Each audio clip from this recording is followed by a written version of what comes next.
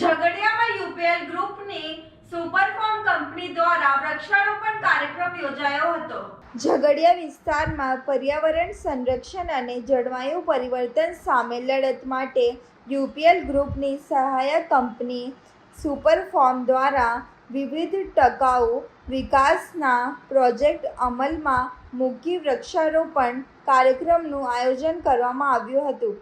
UPL ગ્રુપની સહાયક company સુપરફોર્મ company દ્વારા ઝઘડિયા તાલુકા વિસ્તારમાં નાઉ ફોર્મ ક્લાઇમેટ અભિયાન અંતર્ગત ઝઘડિયા અને આસપાસના ગ્રામ્ય વિસ્તારોમાં CSR હેઠળ અનેક પર્યાવરણલક્ષી કામગીરી હાથ ધરવામાં આવી રહી છે। આ અભિયાન અંતર્ગત આજરોજ કપલસાડી ગામ ખાતે કંપનીના અધિકારીઓ, સ્થાનિક સરપંચ અને ગ્રામજનોની ઉપસ્થિતિમાં આગામી 5 જૂન પર્યાવરણ દિવસની ઉજવણી અંતર્ગત વૃક્ષારોપણ કાર્યક્રમ યોજાયો હતો।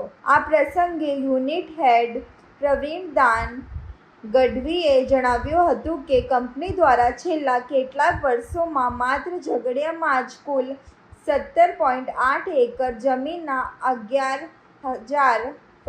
11,800 વૃક્ષોનું સંવર્ધન અને જાળવણી કરવામાં આવી રહી છે। ઉપરાંત 18 એકર વિસ્તાર ધરાવતા સમુદાયના તળાવના સંરક્ષણ દ્વારા અંદાજે 8.6 મિલિયન ક્યુબિક ફૂટ વરસાદી પાણીનું સંચય કરવામાં આવ્યો છે।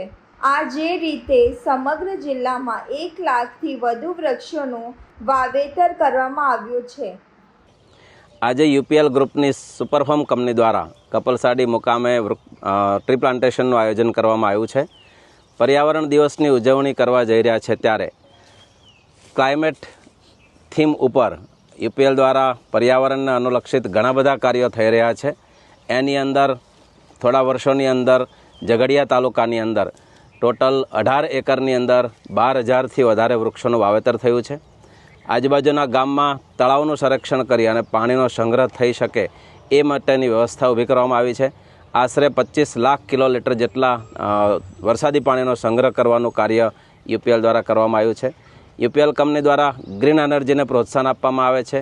એ સંદર્ભે સોલર એનર્જી કંપનીની અંદર અને આજુબાજુના વિસ્તારોની અંદર સોલર પ્લાન્ટ સ્થાપી અને કુદરતી ઉર્જાનો ઉપયોગ કરી અને ગ્રીન એનર્જી મળી શકે એ માટેના પ્રયત્નો થઈ રહ્યા છે। ડ્રીપ ઇરિગેશનનું કાર્ય, ટ્રી પ્લાન્ટેશનનું કાર્ય અને પાણીના બચાવનું કાર્ય કરવા માટે યુપીએલ હંમેશા પર્યાવરણ બચાવમાં કટિબદ્ધ રહી છે। આપ સૌને પર્યાવરણ દિવસની ખૂબ ખૂબ શુભકામનાઓ। Thank you.